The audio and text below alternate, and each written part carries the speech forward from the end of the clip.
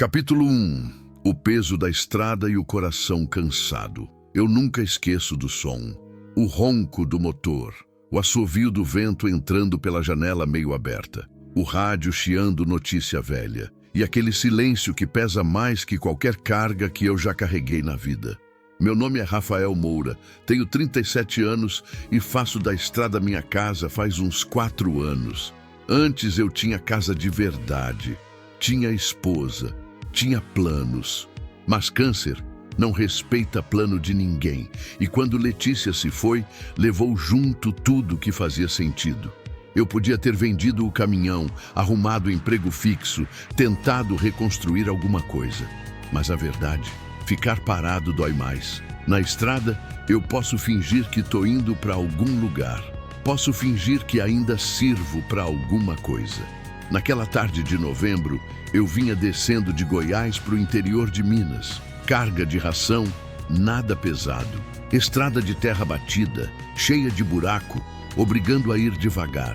O sol já estava caindo, tingindo tudo de laranja e vermelho. Bonito, triste, como tudo que eu via ultimamente.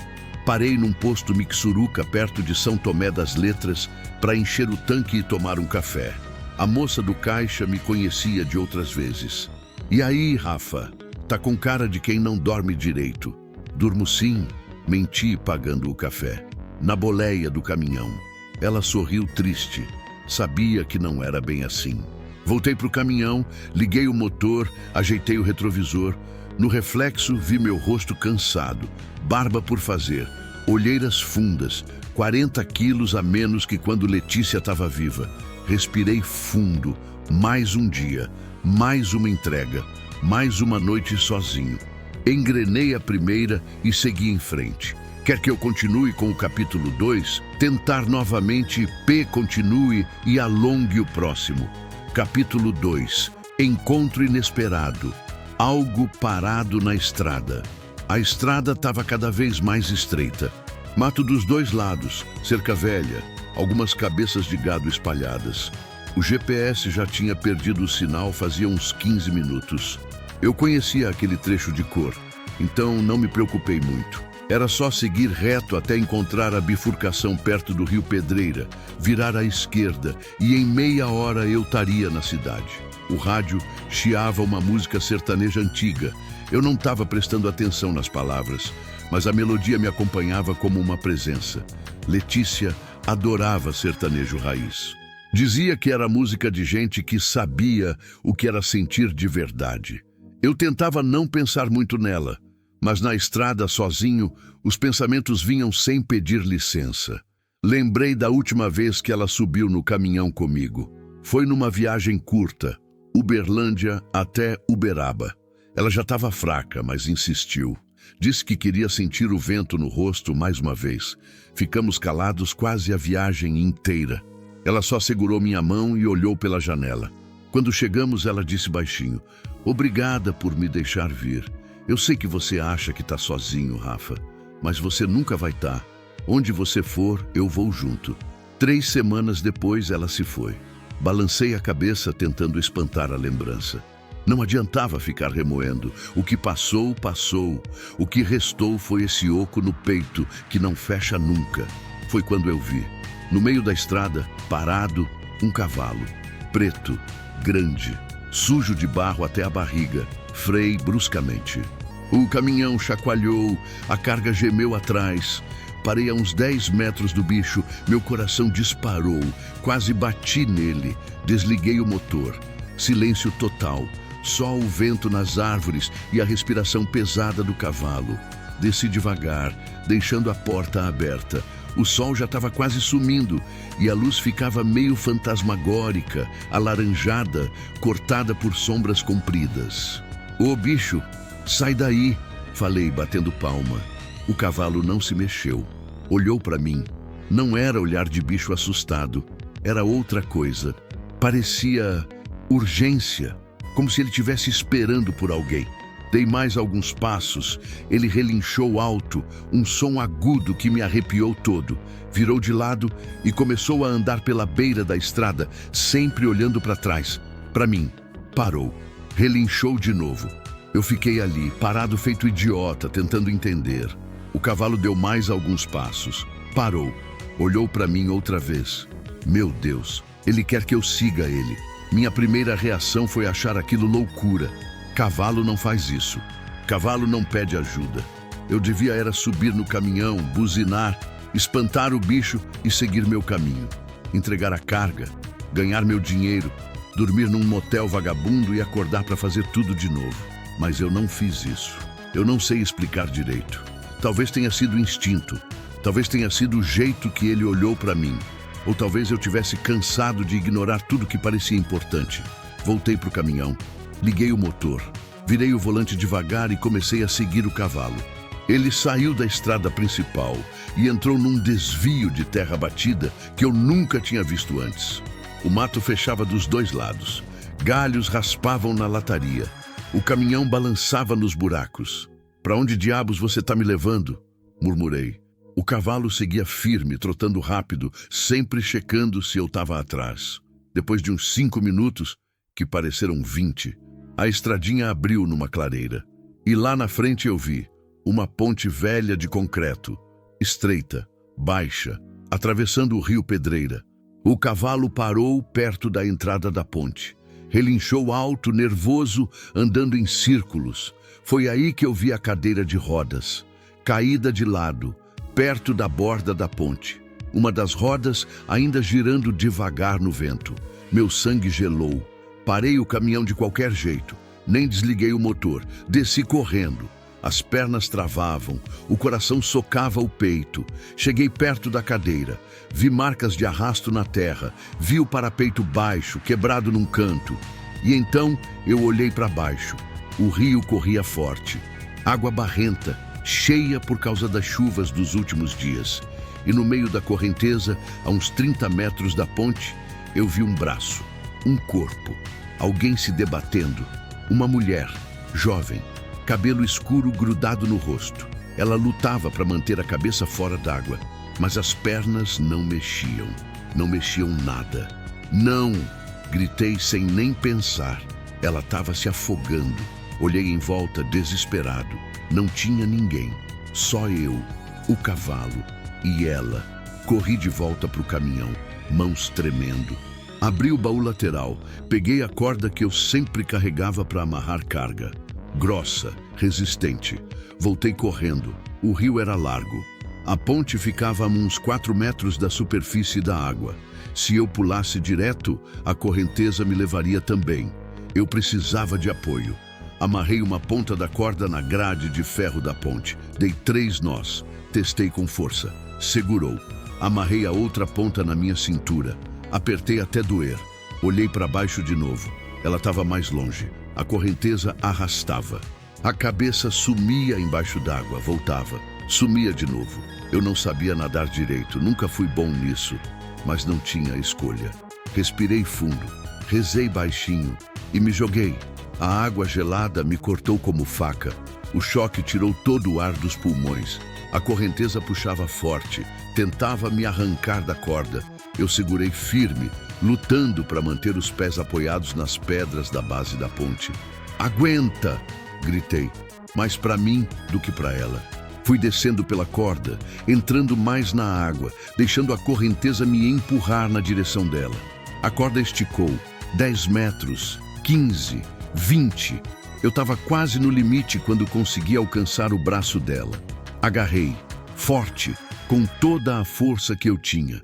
Ela virou o rosto para mim, olhos arregalados, aterrorizados. A boca abriu, mas não saiu som, só água. Ela engasgou, tossiu, tentou se agarrar em mim. Eu te peguei! Eu te peguei!" Gritei segurando a blusa dela com uma mão e a corda com a outra. Comecei a puxar, a água empurrava contra, meus braços ardiam, o peito ardia, as pernas tremiam. Cada centímetro era uma guerra. Ela tentava ajudar, mas os braços dela estavam fracos. E as pernas dela eram peso morto, arrastadas pela correnteza. Puxei, puxei, puxei. Minhas mãos sangravam na corda. A cintura doía onde o nó apertava. Mas eu não soltei. Subi a encosta rochosa debaixo da ponte, centímetro por centímetro, arrastando a gente junto. Senti quando meu pé encontrou apoio firme. Depois o outro. Subi mais. Ela tossia, vomitava água, tremia. Quando finalmente consegui puxar ela para fora da água e deitá-la na beira da estrada, meus braços desabaram. Caí de joelhos do lado dela, ofegante, encharcado, tremendo de frio e adrenalina. Ela virou de lado e vomitou mais água. Tossia sem parar. A pele estava roxa, os lábios brancos. Tirei minha camisa, joguei por cima dela. Não adiantava muito, estava molhada também, mas era alguma coisa. Calma, calma, você tá viva, repeti, mais para me convencer do que para ela. Ela abriu os olhos, me olhou, e no meio de todo aquele tremor, no meio de todo aquele medo, ela sussurrou uma palavra, fraca, quase inaudível. Relâmpago. Olhei para o lado. O cavalo preto estava ali, parado, ofegante, olhando para ela como um guardião. Foi nesse momento que eu entendi. Aquele bicho tinha me trazido até ali, de propósito. Ele sabia, de algum jeito, ele sabia que ela precisava de ajuda. E eu tinha sido escolhido para isso. Continuo com o capítulo 3, tentar novamente que continue e alongue o próximo. Capítulo 3, primeiro vínculo, entre o medo e a gratidão. Eu fiquei ali, ajoelhado na terra molhada, tentando controlar a própria respiração. O coração batia tão forte que doía. As mãos tremiam.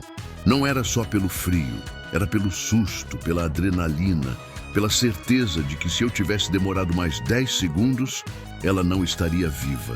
A moça continuava tossindo, cuspindo água. Cada vez que ela tossia, o corpo inteiro se contorcia. Mas as pernas ficavam inertes, completamente paradas. Olhei em volta desesperado. Precisava de ajuda. Precisava de alguém.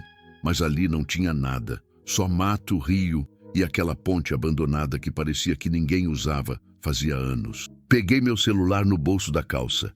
Molhado. A tela piscou, piscou de novo e apagou. Morto. Droga. Sussurrei apertando os olhos.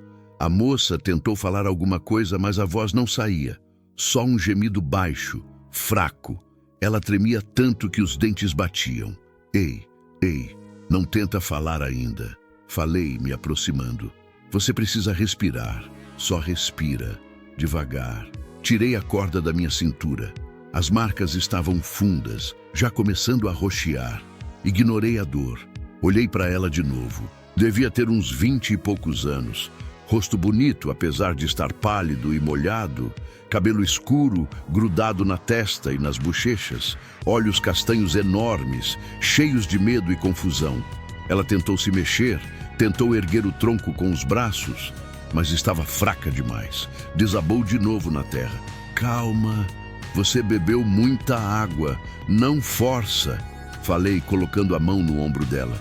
Eu vou te tirar daqui, tá me ouvindo? Eu vou te tirar daqui. Ela me olhou. E naquele olhar eu vi algo que me partiu. Ela não acreditava. Ela tinha medo de acreditar. O cavalo se aproximou. Relâmpago. Era isso que ela tinha dito. Ele baixou a cabeça e encostou o focinho na mão dela.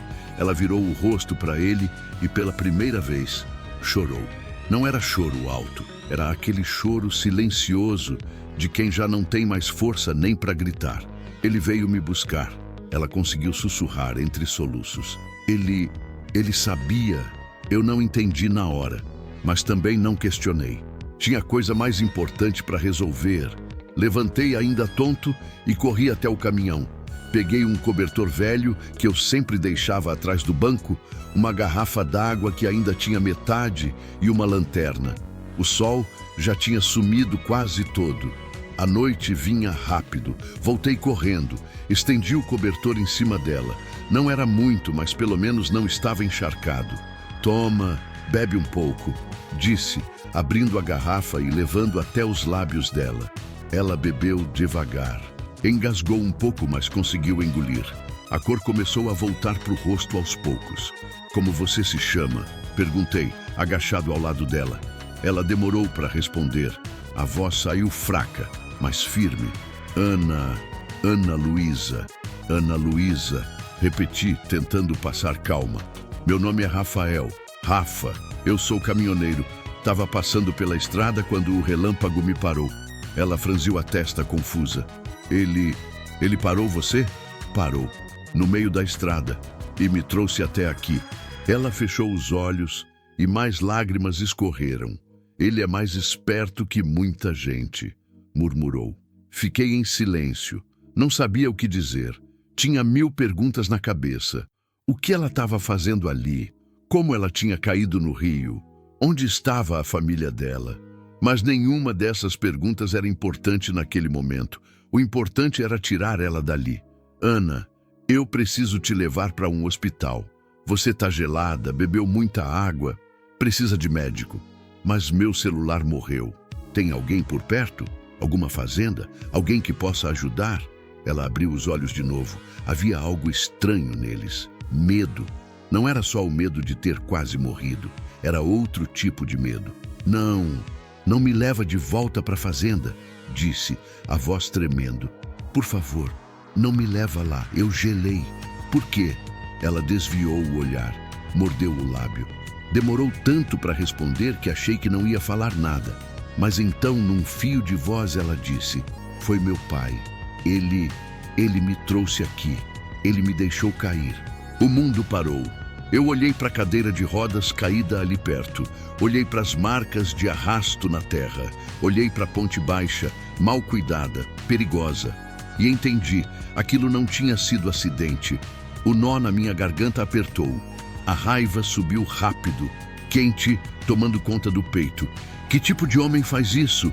Que tipo de monstro abandona a própria filha numa ponte para morrer afogada? Ele te jogou no rio? Perguntei, tentando manter a voz controlada.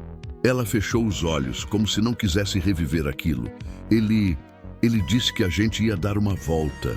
Fazia tempo que ele não fazia isso. Eu achei estranho, mas fui. E quando chegamos aqui, ele estacionou perto demais da borda. Disse que ia ajeitar a cadeira e então ele só empurrou. A voz dela quebrou no final. Eu apertei os punhos, respirei fundo.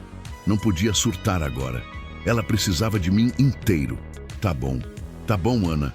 Eu não vou te levar de volta para lá. Falei firme. Eu prometo. Mas a gente precisa te tirar daqui. Você precisa de um hospital. Depois a gente resolve o resto. Ela me olhou e naquele olhar eu vi uma mistura de alívio e desconfiança. Como se ela quisesse acreditar em mim, mas já tivesse aprendido a não confiar em ninguém. Você não me conhece, ela disse baixinho. Por que está fazendo isso? A pergunta me pegou de surpresa. Fiquei em silêncio por um momento. Olhei para o rio escuro, para o céu que já estava quase preto, para o cavalo que ainda vigiava a gente, como se fosse nosso protetor. Porque eu já perdi gente demais, respondi sem olhar para ela.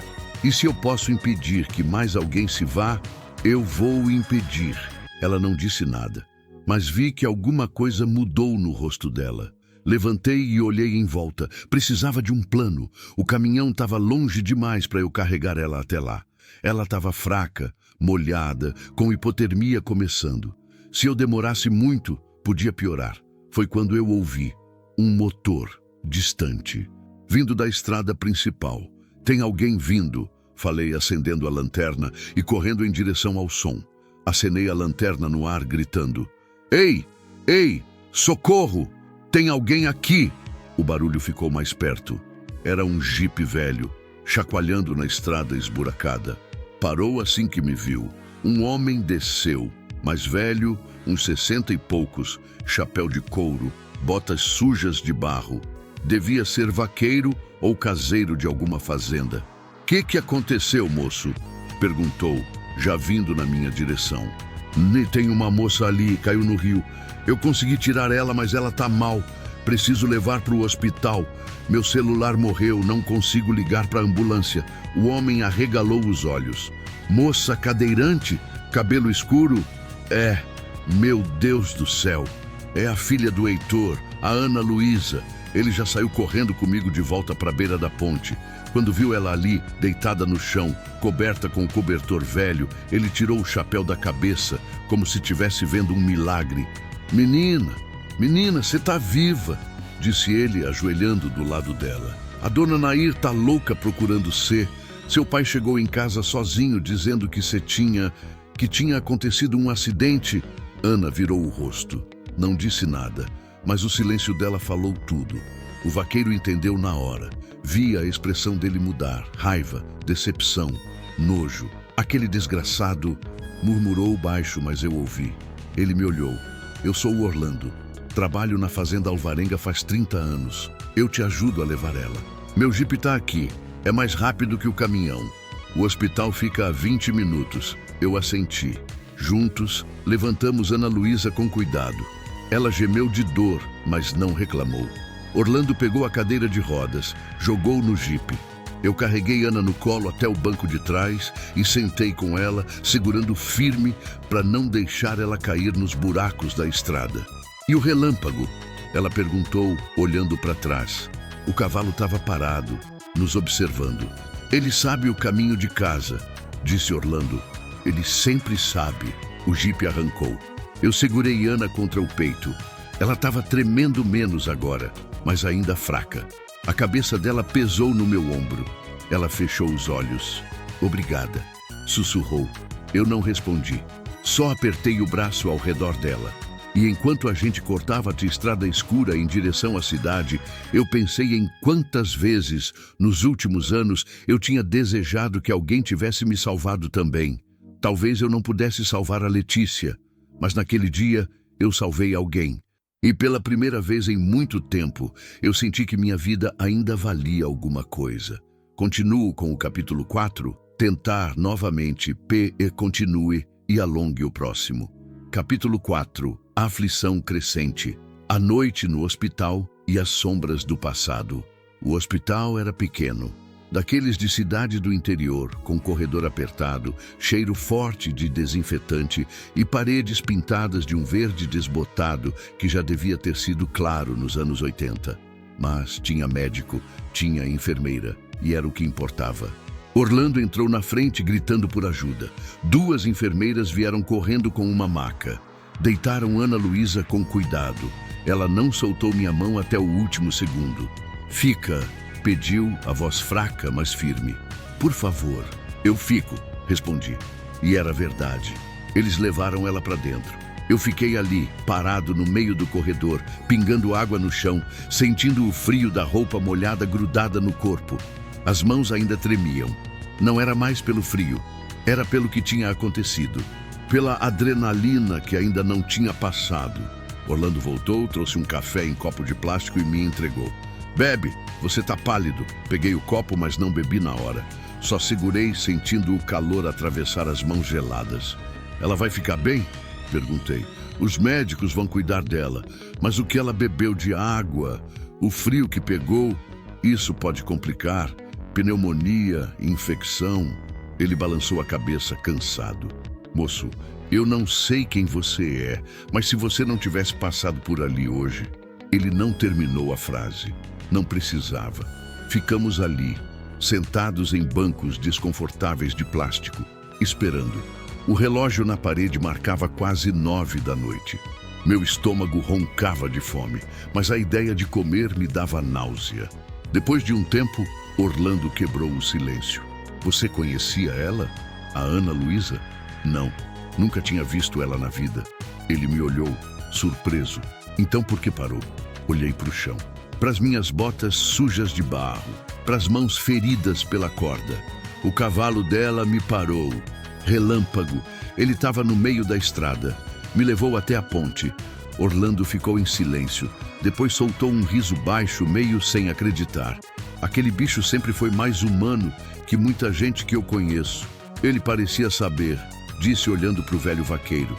Parecia desesperado, como se ele tivesse corrido quilômetros para me achar. Orlando assentiu devagar. Provavelmente correu mesmo.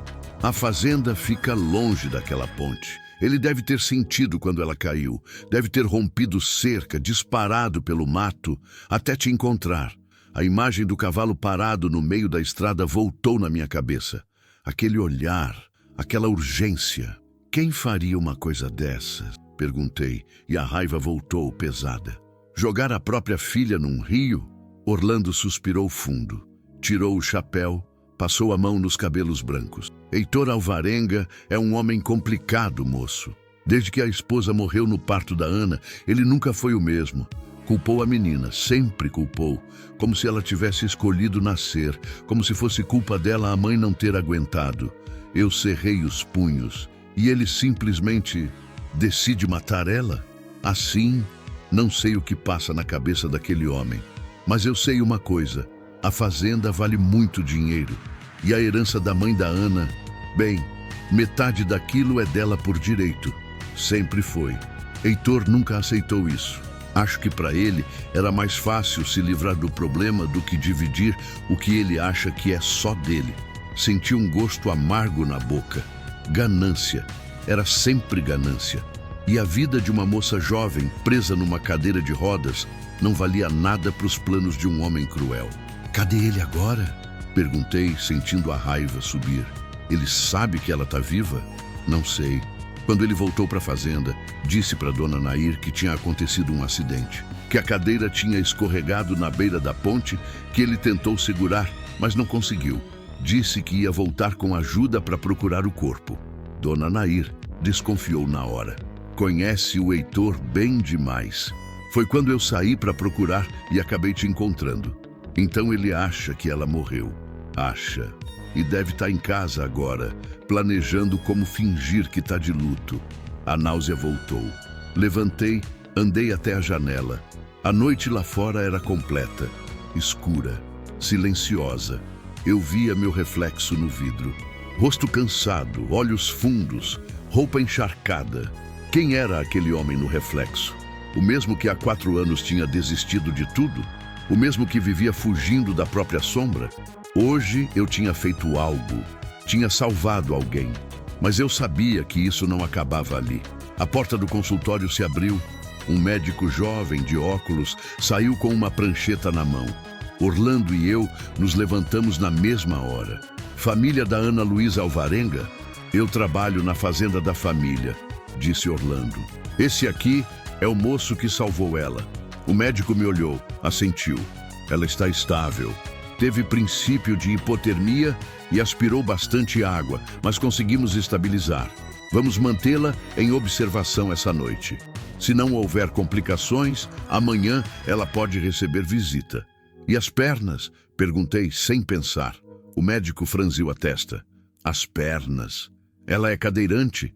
Desde criança, eu acho. Ah, sim. Ela sofreu um acidente anos atrás. Lesão na coluna. Paraplegia. As pernas não têm movimento, mas ela está acostumada. Isso não muda por causa do que aconteceu hoje. Assenti. Senti um alívio estranho.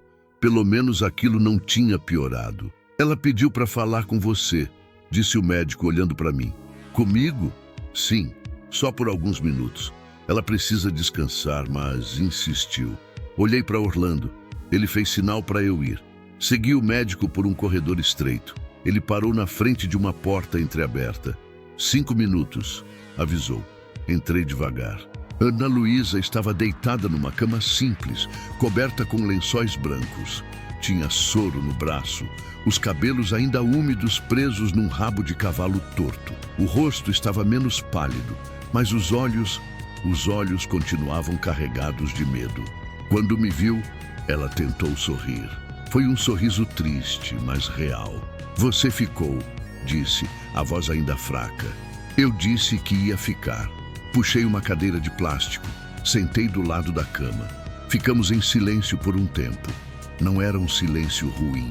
Era daqueles que diziam mais do que qualquer palavra. Eu não sei como te agradecer, ela disse finalmente. Você não tinha obrigação nenhuma de parar, de me salvar. Mas você parou. Qualquer um teria feito o mesmo. Ela balançou a cabeça. Não é verdade. Muita gente passa direto. Muita gente finge que não vê. Você não fingiu. Desviei o olhar. Não sabia lidar com gratidão. Nunca soube. O relâmpago que me achou, falei. Ele que me levou até você. Eu só segui ele. Ana sorriu de novo, dessa vez com mais calor. Ele sempre foi assim, desde que eu era criança. Eu caí do cavalo quando tinha 15 anos. Foi ele que estava comigo. Depois do acidente, quando eu acordei no hospital e descobri que não ia mais andar, eu achei que tinha perdido tudo. Mas quando voltei para a fazenda, o relâmpago estava lá, esperando. E ele nunca me abandonou. A voz dela falhou no final. Ela piscou rápido, tentando segurar as lágrimas. Seu pai... Comecei, mas não sabia como continuar. Eu sei o que ele fez. Ela me cortou, a voz mais firme agora. Eu sei que não foi acidente. Ele me levou até aquela ponte de propósito. Ele queria que eu morresse. Por quê? Perguntei, mesmo já sabendo a resposta. Porque eu sou um peso. Sempre fui. Minha mãe morreu quando eu nasci. Ele nunca me perdoou por isso. E depois que eu fiquei na cadeira, piorou. Ele me olhava como se eu fosse um erro, como se eu não devesse existir. Ela olhou para a janela, para a escuridão lá fora. E tem a fazenda, a herança. Metade dela é minha por direito, deixada pela minha mãe. Mas ele sempre achou que era tudo dele. Acho que ele finalmente decidiu que era mais fácil me tirar do caminho. A raiva voltou, quente, pesada. Você não pode voltar para lá. Eu sei. Orlando falou que tem uma mulher, Dona Nair, que cuida de você. Ela sabe de tudo isso. Ela sempre soube. Ela me criou, na verdade. Foi mais mãe para mim do que meu pai jamais foi pai. Mas ela é só uma funcionária da fazenda. Não tem poder para me tirar de lá. Não tem como me proteger dele. Agora tem, falei, me inclinando para frente. Ele tentou te matar, Ana. Isso é crime. A gente vai na polícia. A gente conta o que aconteceu. Ele vai preso. Ela me olhou com uma expressão que me quebrou. Não era esperança, era resignação. Você acha que alguém vai acreditar em mim? Ele é o Heitor Alvarenga, dono de metade das terras da região, respeitado, rico. Eu sou só a filha inútil na cadeira de rodas. Você não é inútil. As palavras saíram mais fortes do que eu pretendia. Ana piscou, surpresa. Você não é inútil, repeti mais calmo. E você não está sozinha. Eu sou testemunha. Orlando é testemunha. A gente vai fazer ele pagar pelo que fez. Ela ficou me olhando. E então, pela primeira vez desde que eu a tinha tirado do rio, ela chorou de verdade. Não era choro de medo, era choro de alívio, de cansaço, de tanta coisa guardada que finalmente podia sair. Eu não sabia o que fazer, nunca fui bom com choro. Mas estiquei a mão e segurei a dela, e ela a apertou. Forte. Obrigada, sussurrou entre soluços. Obrigada por acreditar em mim. Ficamos assim por mais alguns minutos, até a enfermeira entrar e avisar que o tempo tinha acabado. Saí do quarto com o peito pesado. Orlando ainda estava no corredor. E agora? Perguntou. Agora a gente vai na polícia, hoje mesmo. Ele assentiu. Vou com você. Saímos do hospital. A noite estava fria. O vento soprava forte. Olhei para o céu, para os pontos de luz das estrelas. Eu tinha salvado Ana Luísa do rio, mas agora eu precisava salvá-la de algo pior, do próprio pai. E pela primeira vez em 4 anos, desde que Letícia tinha partido, eu sentia que tinha um propósito de novo. Não era só entregar carga, não era só fugir da dor, era lutar por alguém que precisava. E eu não ia desistir. Continuo com o capítulo 5, tentar novamente continue e alongue o próximo. Capítulo 5, Memórias e Feridas. O passado que nunca foi embora. A delegacia ficava do outro lado da cidade. Um prédio baixo, mal iluminado, com uma placa desbotada na frente. Eram quase 11 da noite quando Orlando e eu chegamos. O plantão era leve, só um policial sonolento atrás do balcão e o cheiro de café velho no ar.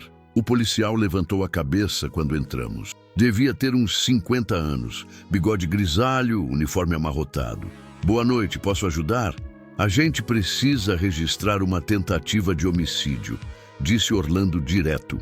O policial piscou, espantando o sono. Como é? Heitor Alvarenga jogou a filha dele no rio hoje. De propósito. Queria matar ela. Esse moço aqui salvou ela. Orlando apontou para mim. E eu ajudei a levar para o hospital. A moça está viva. E a gente quer registrar o que aconteceu. O policial ficou me encarando. Depois olhou para Orlando. Depois de volta para mim. Heitor Alvarenga, o dono da fazenda Alvarenga? Esse mesmo. Ele soltou um assovio baixo. Vocês têm certeza do que estão falando? Isso é acusação grave. Eu tenho certeza, respondi cansado. Eu tirei ela do rio. Ela me contou o que aconteceu. O próprio pai dela empurrou a cadeira de rodas para dentro da água. Deixou ela para morrer. O policial coçou a cabeça. Vou chamar o delegado. Esperem aí. Ele sumiu por uma porta nos fundos. Orlando e eu ficamos ali, parados, o silêncio pesado entre a gente. Eu olhei para as minhas mãos. Ainda estavam sujas de barro seco. As marcas da corda estavam roxas e inchadas. Cada movimento doía, mas a dor física era nada perto do peso que eu sentia no peito. Letícia me dizia, nos últimos meses de vida, que a gente precisa escolher o que fazer com a dor. Ela dizia que dor não some, que a gente carrega ela para sempre, mas que dá para escolher se ela vai te destruir ou te transformar. Eu nunca tinha entendido direito. Para mim, dor era só dor, e eu tinha passado 4 anos tentando fugir dela. Mas hoje, quando eu vi Ana Luísa se debatendo naquela água, quando eu pulei sem pensar, quando eu senti o peso dela nos meus braços e soube que ela estava viva, pela primeira vez eu entendi o que Letícia queria dizer. Dor podia virar propósito. O delegado apareceu. Homem sério, uns 60 e tantos, cara de quem já tinha visto de tudo. Nos levou para uma sala pequena, sentou do outro lado da mesa e abriu um caderno velho. Vamos do começo, disse. Me conta tudo. Eu contei. Desde o momento que o relâmpago parou no meio da estrada, até o momento que entreguei Ana Luísa para os médicos no hospital. Não escondi nada. Falei da cadeira caída na beira da ponte, das marcas de arrasto, do desespero dela tentando não se afogar. Orlando confirmou tudo.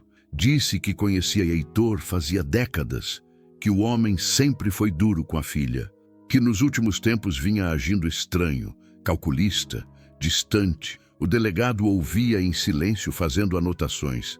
Quando terminamos, ele suspirou fundo. Olha, eu acredito em vocês, mas vocês precisam entender. Acusar um homem como o Heitor Alvarenga não é simples. Ele tem poder, tem dinheiro, tem advogado bom, e a palavra de vocês contra a dele, a palavra dela também conta. Cortei irritado. Ana Luísa vai confirmar tudo. Eu sei, e é por isso que eu vou investigar. Vou até a fazenda amanhã cedo. Vou ouvir o Heitor. Vou ouvir a funcionária, essa dona Nair que vocês falaram. Vou pegar depoimento da Ana Luísa no hospital e vou ver o que tem na ponte. Se tem evidências, marcas, alguma coisa que prove o que vocês estão dizendo. E enquanto isso, ele fica solto? Perguntou Orlando. Por enquanto, sim, até eu ter provas suficientes para prender ele. Eu ia protestar, mas Orlando colocou a mão no meu ombro.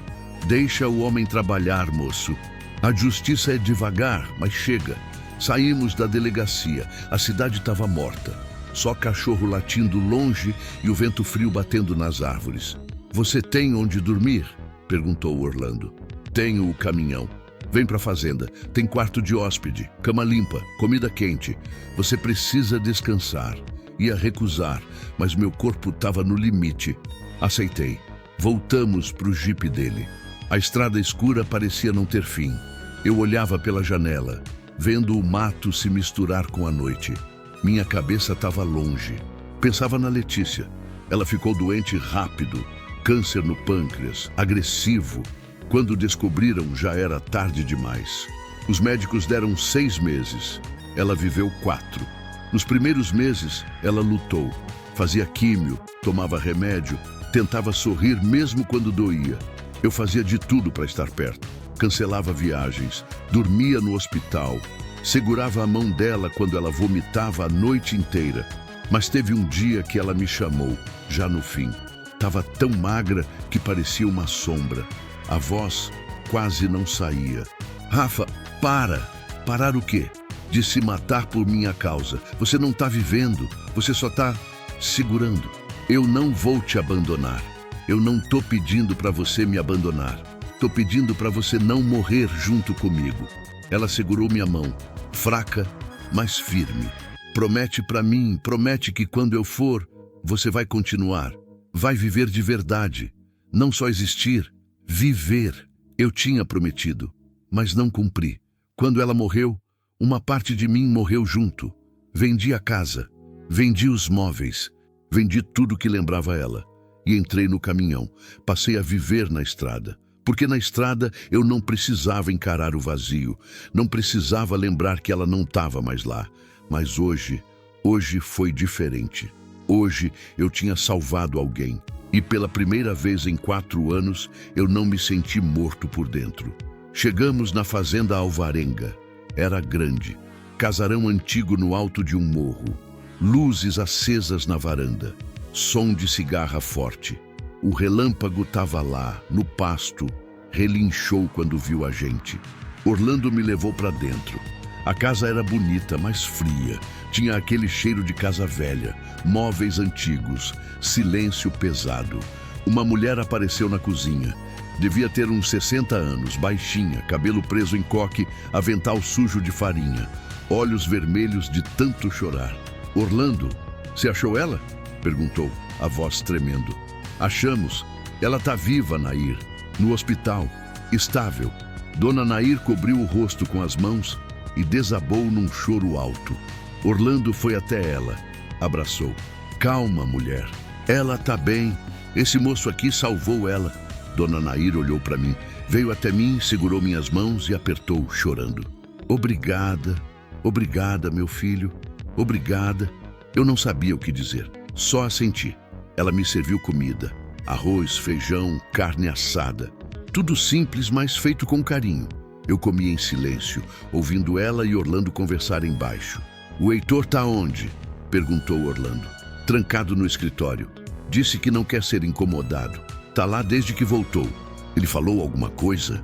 Só que foi um acidente que ele tentou segurar, mas não conseguiu. Mas eu conheço aquele homem, Orlando. Eu sei quando ele tá mentindo. Orlando contou para ela sobre a polícia, sobre a investigação. Dona Nair chorou de novo, mas dessa vez era alívio. Quando terminei de comer, ela me levou até um quarto pequeno nos fundos. Cama arrumada, lençol cheirando a sol, toalha limpa em cima da cama. Descansa, meu filho. Você fez mais pela Ana hoje do que muita gente fez a vida inteira. Agradeci. Ela fechou a porta. Sentei na cama. Olhei para as minhas mãos de novo, para a roupa suja, para o corpo cansado. Levantei, fui até a janela. Lá fora, a noite era calma. Eu via o pasto, o relâmpago parado ali como uma estátua negra no meio da escuridão.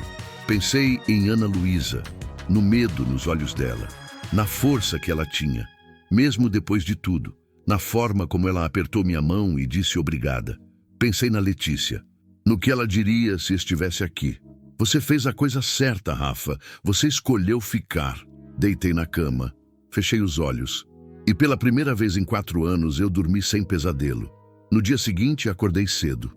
O sol ainda estava nascendo, tingindo o céu de laranja e rosa. Desci para a cozinha. Dona Nair já estava lá fazendo café. Dormiu bem? Dormi. Ela serviu café, pão com manteiga. A gente comeu em silêncio. Eu vou no hospital ver ela, falei. Eu vou com você.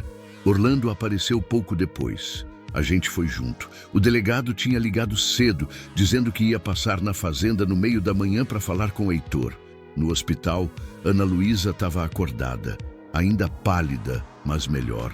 Sorriu quando me viu entrar. Você voltou. Disse que ia ficar. Dona Nair entrou atrás de mim e desabou. Correu até a cama.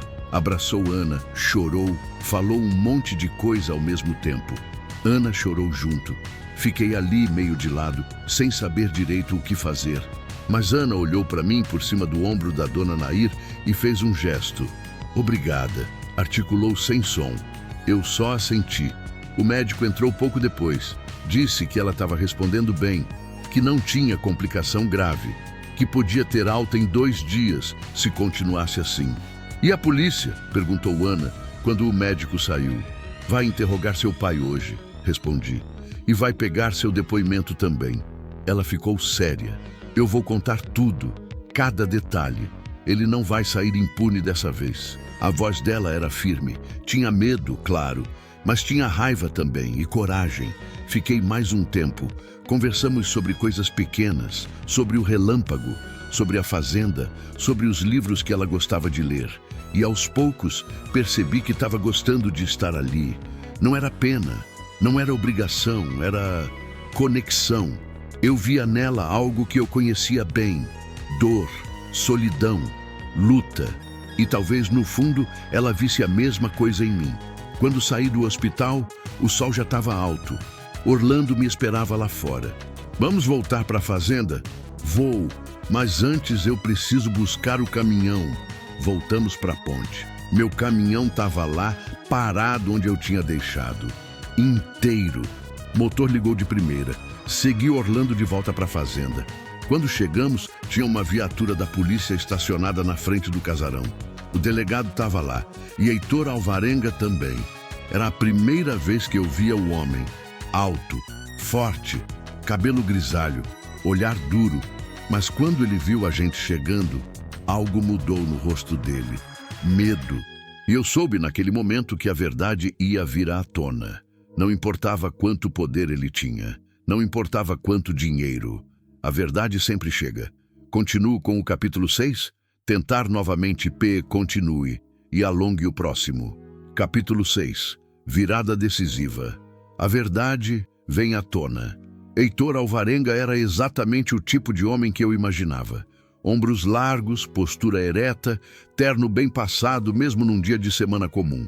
Mãos grandes, calejadas de quem trabalhou a vida inteira, mas unhas limpas demais para quem realmente botava a mão na terra. Ele tinha aquele jeito de homem acostumado a mandar, a ser obedecido sem questionamento. Mas quando ele me viu descendo do caminhão, algo mudou nos olhos dele. Foi rápido. Um segundo de surpresa, talvez até medo. Depois ele recompôs a máscara. O delegado estava ao lado dele, bloco de anotações na mão. 2 policiais mais jovens esperavam perto da viatura. Dona Nair estava na varanda, os braços cruzados, o rosto tenso. "Esse é o rapaz?" perguntou o delegado quando me aproximei.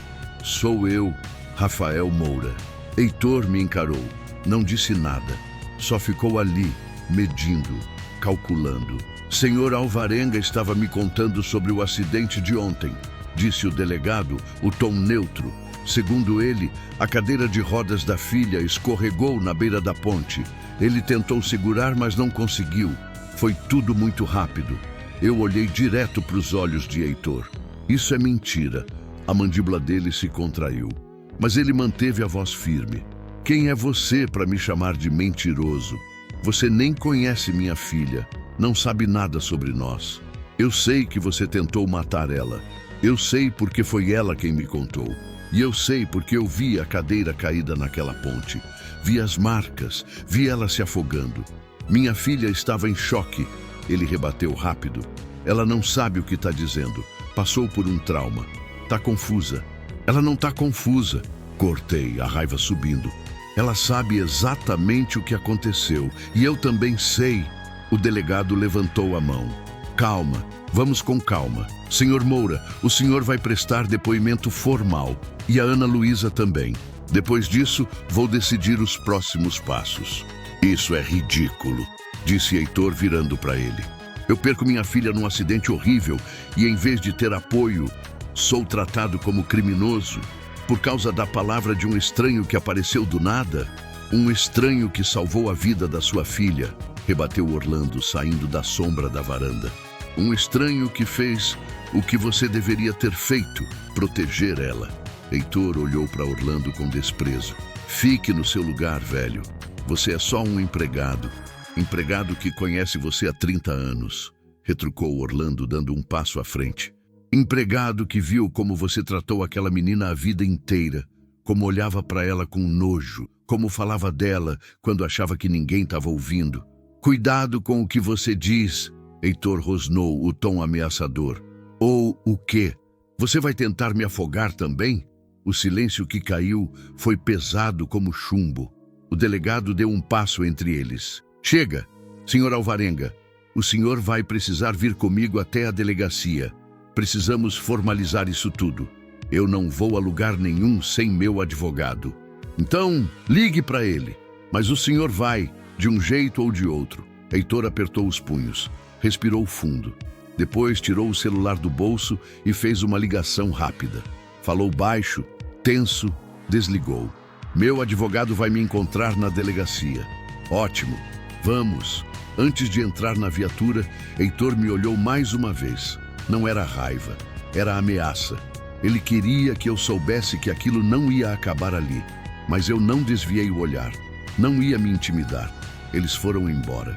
O barulho da viatura sumindo na estrada ecoou por um tempo. Depois só ficou o silêncio e o som das cigarras. Dona Nair desceu da varanda, limpando as mãos no avental. Ela parecia exausta. Isso não vai ser fácil, moço, disse baixinho. Heitor tem amigos poderosos, tem dinheiro para comprar testemunha, para subornar quem for preciso. Mas tem a verdade, respondi. E tem a Ana Luísa. Ela vai contar o que ele fez. Tomara que isso baste, murmurou Orlando. Voltamos para o hospital no fim da tarde. O delegado já tinha passado por lá e colhido o depoimento da Ana Luísa. Quando chegamos, ela estava sentada na cama, olhando pela janela. O rosto estava mais corado, mas os olhos continuavam pesados. Como foi? Perguntei entrando. Ela se virou. Tentou sorrir, mas não conseguiu. Difícil. Ele me fez repetir tudo 3 vezes. Perguntou se eu tinha certeza, se eu não podia estar confundindo as coisas, se o trauma não estava me fazendo lembrar errado. E você disse o quê? A verdade. Que eu lembro de cada segundo, de cada palavra que meu pai falou antes de me empurrar, do olhar dele, frio, como se eu não fosse nada. A voz dela falhou no fim, respirou fundo, controlando a emoção. O delegado disse que vai investigar, que vai verificar a ponte, procurar evidências, mas ele também deixou claro que meu pai tem recursos, que pode demorar, que pode não dar em nada. Sentei na cadeira ao lado da cama. Vai dar em alguma coisa. Eu não vou deixar isso morrer. Ela me olhou e pela primeira vez vi algo diferente nos olhos dela. Não era só gratidão, era confiança, como se ela realmente acreditasse em mim. Por que você está fazendo isso? Perguntou baixinho. Você nem me conhece. Podia ter ido embora, entregue sua carga, seguido sua vida. Fiquei em silêncio por um tempo. Olhei para as minhas mãos, para as marcas ainda roxas da corda. Eu perdi alguém há 4 anos, disse finalmente. Minha esposa, câncer. Ela me fez prometer que eu ia continuar vivendo depois que ela se fosse, mas eu não cumpri. Eu só fugi. Entrei no caminhão e passei 4 anos fugindo. Ana não disse nada, só escutou. Quando eu vi você naquela água, quando eu pulei, foi a primeira vez em 4 anos que eu senti que minha vida ainda valia alguma coisa, que eu podia fazer diferença. E agora eu não posso simplesmente ir embora e fingir que nada aconteceu, porque se eu fizer isso, eu vou continuar fugindo. E eu tô cansado de fugir. Ela estendeu a mão. Eu segurei. Obrigada por ficar, sussurrou. Não tem de quê. Ficamos assim por um tempo, mãos entrelaçadas. Silêncio confortável. Dona Nair entrou depois, trazendo comida que ela mesma tinha feito. Conversamos sobre coisas leves. Sobre o relâmpago. Sobre os livros que Ana gostava de ler. Sobre a fazenda. Você sabia que aquele lugar era da minha mãe? Disse Ana, de repente. A fazenda Alvarenga. Ela herdou do meu avô. Quando ela morreu, metade passou para o meu pai e metade para mim. Mas ele sempre agiu como se fosse tudo dele. Tem documentos provando isso? Perguntei. Tem. Testamento, escrituras, tudo registrado. Dona Nair sabe onde está guardado. Olhei para Dona Nair. Ela assentiu. No cofre do escritório. Heitor acha que eu não sei a senha, mas sei. Anotei escondido faz anos, por precaução. Uma ideia começou a se formar na minha cabeça. Esses documentos podem ajudar. Podem provar que ele tinha motivo. Que ele queria se livrar da Ana para ficar com a herança toda. Orlando concordou. Mas pegar esses papéis sem autorização dele, isso é arrombamento. Não se a dona Nair tem a senha, argumentei. Ela trabalha na casa, ela tem acesso. E se ela pegar os documentos e entregar para a polícia, eles vão querer saber como ela conseguiu, disse dona Nair, hesitante. E Heitor pode alegar que foi roubo, que os papéis foram falsificados. Não se a polícia estiver presente quando você abrir o cofre, rebati.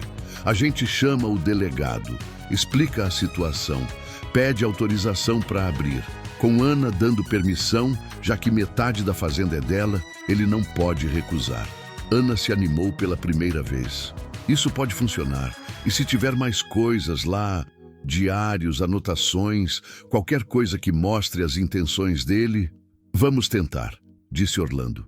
Mas tem que ser rápido, antes que Heitor volte para casa e destrua tudo. Liguei para o delegado, expliquei a situação. Ele hesitou no começo, mas quando eu disse que Ana Luísa, como coproprietária da fazenda, estava autorizando o acesso ao cofre, ele concordou em ir. Voltamos para a fazenda. O delegado chegou meia hora depois, acompanhado de 2 policiais. Dona Nair nos levou até o escritório de Heitor. Era um cômodo grande, cheirando a madeira e charuto. Estantes cheias de livros que pareciam nunca ter sido abertos. Uma mesa enorme de mogno. E no canto, um cofre antigo de ferro. Dona Nair digitou a senha. 6 números. O cofre abriu com um clique. Lá dentro tinha dinheiro. Muito dinheiro. Joias. E uma pasta de couro marrom. O delegado pegou a pasta. Abriu. Começou a folhear. Testamento da mãe da Ana Luísa, disse lendo. Deixa metade da fazenda para a filha. Tá tudo registrado. Reconhecido em cartório. Continuou folheando. Escrituras, documentos de propriedade e... Isso aqui é interessante. Ele puxou um papel amarelado. Dívidas. Heitor Alvarenga deve muito dinheiro. Empréstimos bancários. Juros altos, prazos vencidos. Orlando assobiou baixo. Ele está quebrado. Não só quebrado, disse o delegado. Desesperado. Se ele perdesse a fazenda por causa das dívidas, não teria nada. Mas se a filha morresse, ele ficaria com tudo.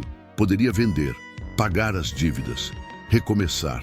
Era o motivo, claro, cruel, desesperador. Isso é suficiente? Perguntei. O delegado fechou a pasta.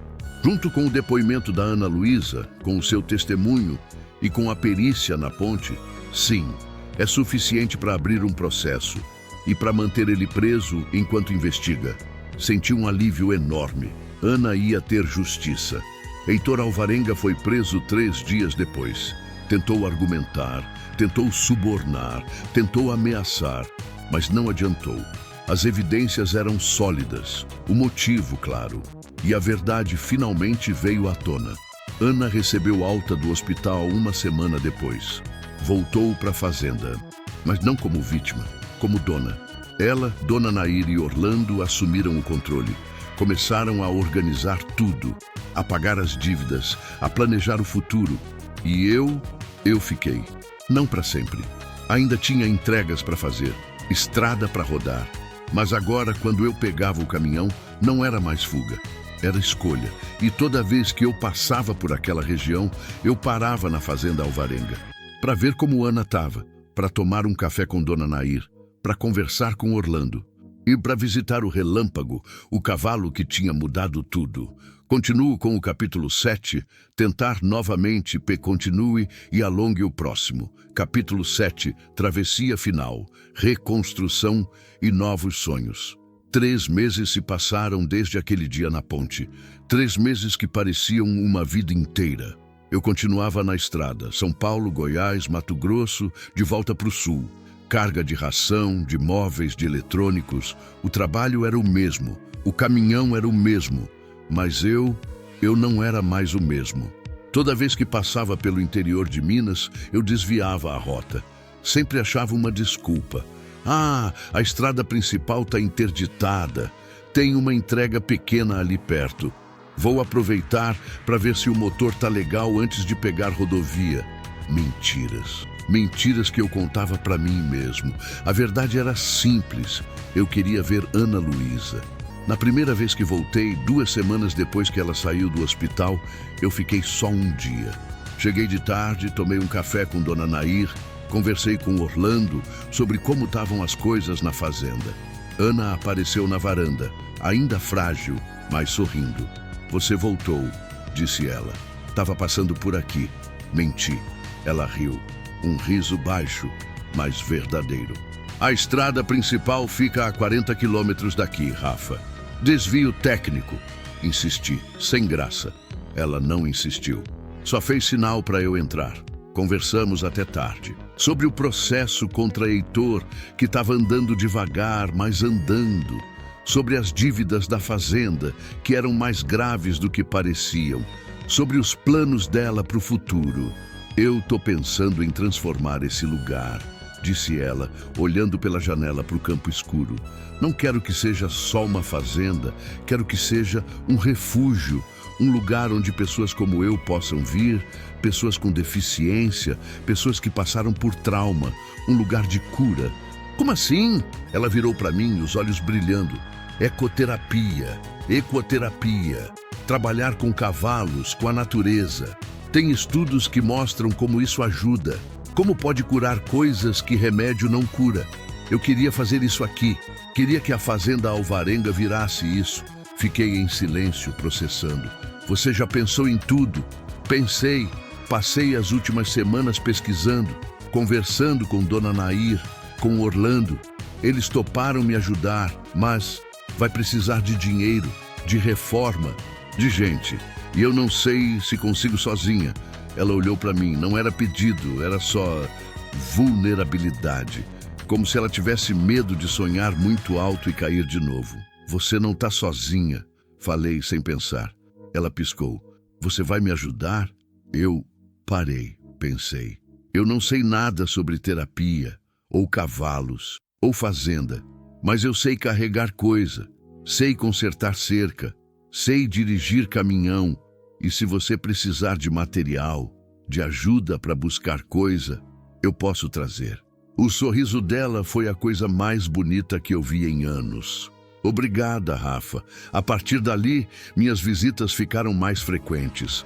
Uma vez por mês, virava duas. Duas viravam 3. Eu começava a planejar minhas rotas de propósito, pegando cargas que passavam perto. E cada vez que eu chegava, via a transformação acontecendo. Ana tinha batizado o projeto de Coração Selvagem. Um nome forte, um nome que fazia sentido. Com a ajuda de Orlando e Dona Nair, ela começou a reformar os antigos galpões. Transformou um em espaço de fisioterapia, outro em consultório simples para atendimento psicológico. Adaptou trilhas para serem acessíveis, construiu rampas, comprou equipamentos. O dinheiro era curto, muito curto. As dívidas de Heitor ainda pesavam. Mas Ana tinha conseguido uma advogada boa, indicação de uma ONG que apoiava pessoas com deficiência e estavam lutando para reestruturar tudo. Eu ajudava do jeito que podia. Trazia material de construção que pegava com desconto de fornecedores nas cidades por onde passava. Madeira, cimento, tinta. Uma vez consegui uma doação de cadeiras de rodas de um hospital que estava reformando. Trouxe 6. Rafa, eu não tenho como te pagar, disse Ana quando descarreguei as cadeiras. Não quero pagamento, mas você está gastando combustível, tempo, dinheiro. Estou investindo, corrigi, em algo que vale a pena. Ela ficou me olhando. Tinha algo diferente no jeito que ela me olhava agora. Não era mais só gratidão, era outra coisa, algo mais profundo. E eu sentia o mesmo. Foi numa dessas visitas, 4 meses depois do acidente, que eu percebi. Cheguei de noite, cansado de uma viagem longa. Estacionei o caminhão perto do casarão. As luzes estavam acesas, tinha música tocando baixo, riso vindo da cozinha. Entrei. Dona Nair estava fazendo jantar. Orlando contava uma história engraçada. E Ana estava ali, na cadeira de rodas, rindo, o rosto iluminado pela luz quente da cozinha. Quando ela me viu, o riso ficou maior. Rafa, você não avisou que vinha hoje? Surpresa. Boa surpresa, disse ela sorrindo. Sentei com eles, comemos juntos, conversamos sobre tudo e nada, sobre o progresso do projeto, sobre os primeiros pacientes que tinham começado a chegar, sobre o relâmpago, que agora era a estrela das sessões de ecoterapia.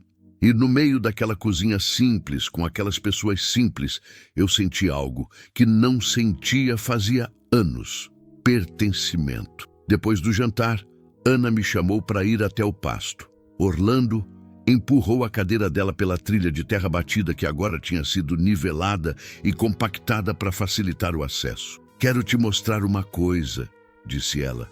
Chegamos perto do curral. Relâmpago veio até a cerca. Relinchou baixo. Ana estendeu a mão. Ele encostou o focinho. "Olha isso", ela apontou. Do outro lado do pasto tinha uma construção nova, ainda inacabada, mas dava para ver o que ia ser. Uma arena coberta, com arquibancada pequena, piso acessível. "É para terapia assistida", explicou. "Vai ter espaço coberto para dias de chuva. E a arquibancada é para famílias assistirem, para não ficarem de fora." Ficou lindo. Ainda não terminou. Falta muita coisa, mas tá virando real, sabe? O sonho tá virando real. Ela olhou para mim. "E eu não teria conseguido sem você. Você teria. Você é forte, muito mais forte que eu." "Não é competição, Rafa", disse ela suave. "A gente se ajudou. Você me salvou. E de um jeito estranho, eu acho que eu te salvei também." Ela estava certa. Fiquei ali, parado ao lado da cadeira dela, vendo o céu escuro cheio de estrelas. Eu passei 4 anos achando que minha vida tinha acabado quando a Letícia morreu. Falei baixo. Achei que não tinha mais motivo para nada, que eu era só vazio. Ana não disse nada, só escutou. "Mas quando eu te vi naquele rio, quando eu pulei, alguma coisa acordou. E agora, vindo aqui, vendo você construir isso, participando disso, eu sinto que minha vida tem sentido de novo. E eu não sei como te agradecer por isso." Ela segurou minha mão. "Você não precisa agradecer, só fica do jeito que você está fazendo. Continua voltando. Eu vou voltar, sempre." E eu sabia que era verdade. Os meses seguintes foram intensos. O projeto Coração Selvagem começou a crescer. As primeiras famílias chegaram.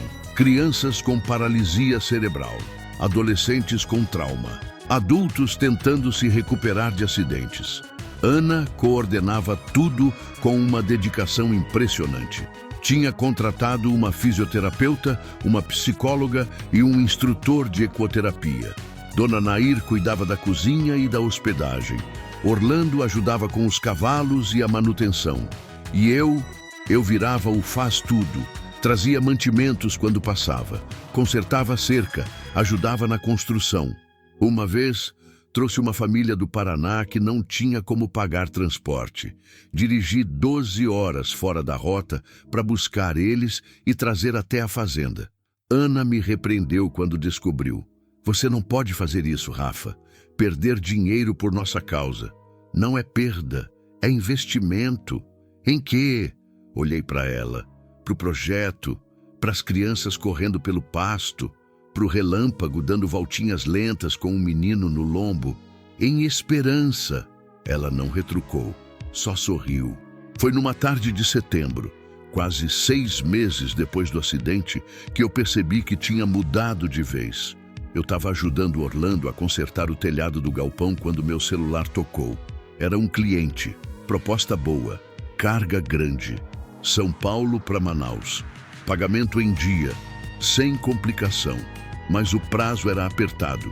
Eu teria que sair naquele mesmo dia e ficar fora por 2 semanas. Desliguei. Olhei para o pasto. Ana estava lá, conversando com uma mãe que tinha trazido a filha para terapia. Relâmpago pastava tranquilo ao fundo. Orlando notou minha expressão. "Trampo bom?" "Muito bom, mas eu teria que sair agora." "E vai?" Fiquei em silêncio.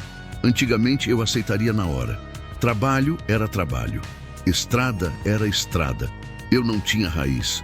Não tinha motivo para ficar, mas agora... "Não sei", respondi honesto. Orlando riu. "Você já decidiu, moço. Só não quer admitir." "Decidir o quê?" "Que esse aqui virou seu lugar. E que aquela moça ali..." Ele apontou para Ana. "Virou sua casa." Senti o peito apertar. Não de medo, de verdade. Liguei de volta para o cliente, recusei a carga e fui até o pasto. Ana olhou para mim surpresa. Pensei que você ia sair hoje. Mudança de planos. Por quê?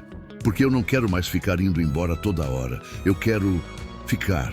Ela ficou me encarando. Os olhos brilharam. Ficar? Tipo, de vez? Não sei se de vez, mas mais tempo. Mais presente. Menos estrada. Mais aqui. Ela sorriu. Um sorriso enorme. Verdadeiro. Você tem certeza? Tenho. E pela primeira vez em 6 meses, eu abracei ela. Não foi um abraço de despedida, foi um abraço de começo. Continuo com o capítulo 8, último. Tentar novamente, continue e alongue o próximo. Capítulo 8, novo caminho. Quando a estrada deixa de ser fuga. Decidir ficar foi fácil. Viver a decisão, isso foi outra história. Nos primeiros dias eu me sentia estranho. Acordava cedo por hábito, ia até o caminhão, punha a mão no volante e ficava ali, parado, sem saber direito o que fazer.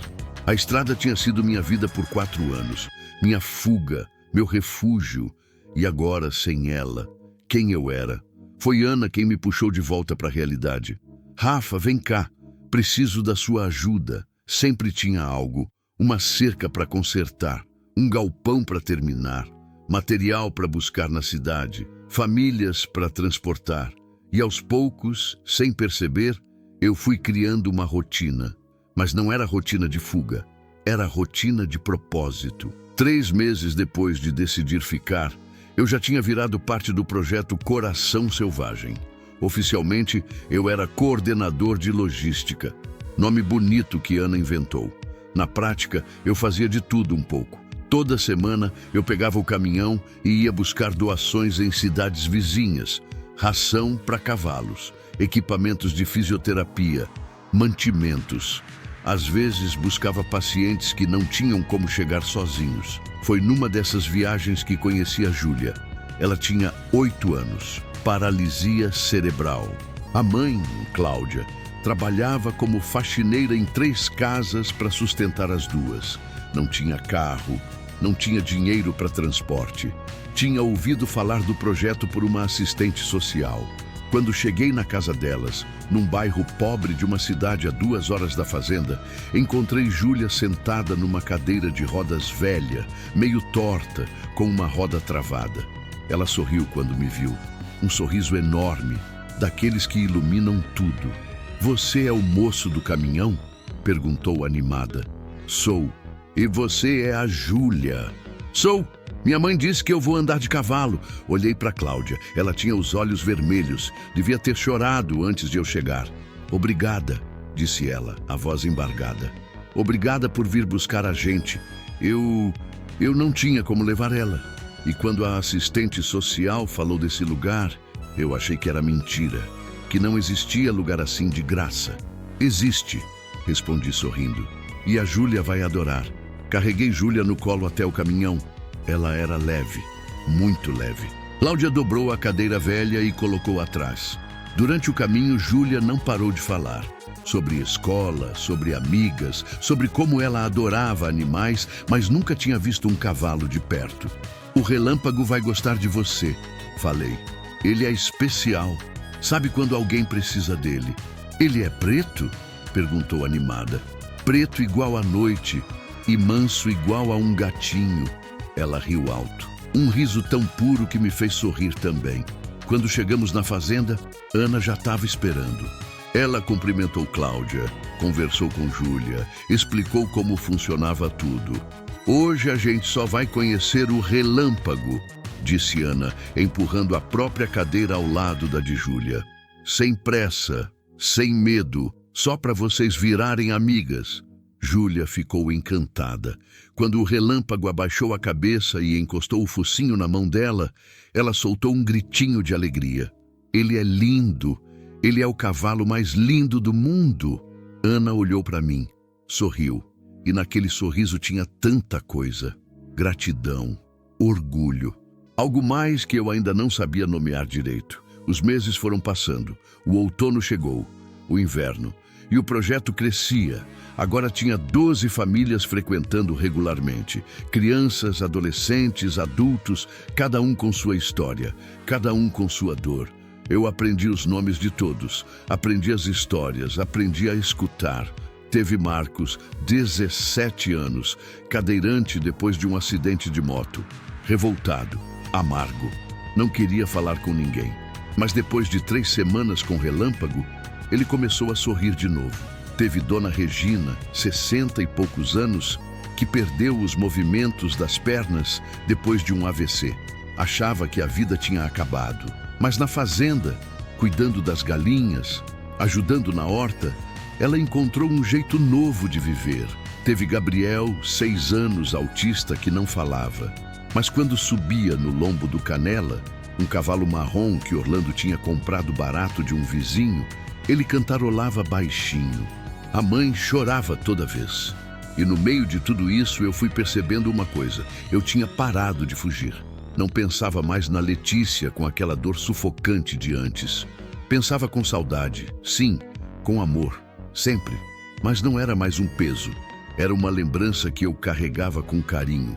Uma noite, depois que todos tinham ido embora, eu sentei na varanda do casarão. O céu estava cheio de estrelas. O som das cigarras enchia a noite. Ana apareceu, empurrando a cadeira sozinha. Não posso sentar aqui? Sempre. Ela parou do meu lado. Ficamos em silêncio por um tempo, só olhando o céu. Você tá diferente, disse ela de repente. Diferente como? Mais leve, mais presente. Quando você chegou aqui, 6 meses atrás, eu via aquele peso nos seus olhos, aquela tristeza funda. Agora você sorri de verdade. Pensei nisso. Acho que eu tô aprendendo a viver de novo. Respondi.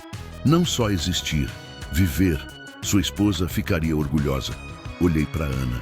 Ela me olhava com aquela expressão suave, cheia de compreensão. Eu acho que ela ficaria, concordei. Ela sempre quis que eu fosse feliz, mesmo depois dela. E eu acho que finalmente estou conseguindo. Por causa do projeto, por causa de muita coisa. Do projeto, das pessoas, de ver a diferença que a gente está fazendo. E parei. Não sabia se devia continuar. E ela incentivou. E por sua causa também. O silêncio que caiu foi diferente. Não era desconfortável. Era carregado. Rafa, eu sei que é estranho, cortei rápido. Eu sei que a gente se conheceu de um jeito complicado e eu não quero estragar nada. Mas eu preciso ser honesto. Você me fez querer viver de novo. E eu não sei bem o que é isso que eu sinto, mas é mais do que amizade, é mais do que gratidão. Ana ficou quieta. O coração batia tão forte que eu ouvia nos ouvidos. Então ela estendeu a mão. Eu segurei. Eu também sinto, disse ela baixinho. Desde aquele dia no hospital, quando você disse que ia ficar, eu comecei a sentir e foi crescendo, devagar, mas crescendo. Você tem certeza? Eu sou um caminhoneiro que quase não tem nada, que mora num quarto emprestado, que... Rafa, ela me cortou, firme. Você me salvou. Não só daquela água, você me salvou de achar que eu não valia nada, que eu era só um peso. Você me mostrou que eu podia fazer diferença, que eu podia ter um futuro. Como eu não ia me apaixonar por você? O mundo parou. Apaixonar. Ela tinha dito apaixonar. Ana... Eu sei que é maluco, ela continuou nervosa agora. Eu sei que a gente vive realidades diferentes, que você gosta da estrada e eu não posso andar, mas a gente podia tentar, não podia? A gente podia. Eu a beijei. Não pensei, não planejei. Só me inclinei e a beijei. Ela correspondeu, devagar, suave, como se a gente tivesse todo o tempo do mundo. Quando nos separamos, ela estava sorrindo. E chorando, e rindo tudo ao mesmo tempo. A gente está fazendo isso? Perguntou. Acho que sim. E a estrada? A estrada pode esperar, ou pode vir junto. Não sei. A gente descobre. Ela riu. Você tem certeza? Absoluta. E era verdade. 6 meses depois, eu pedi ela em casamento. Foi num fim de tarde, no ponto mais alto da fazenda. o lugar de onde dava para ver o rio lá longe, o mesmo rio que quase tinha levado ela. Relâmpago estava ali, pastando quieto. O céu estava tingido de laranja e rosa. O vento soprava suave. Eu tinha ensaiado um discurso longo, cheio de palavras bonitas, mas na hora tudo saiu simples. Ana, naquele dia que eu te tirei do rio, eu achei que estava salvando a sua vida. Hoje eu sei que foi você quem salvou a minha. Eu sei que a estrada é cheia de buraco. Eu sei que a vida não é perfeita. Mas você topa ser minha casa? Mesmo que às vezes eu precise sair, mas sempre volte para você?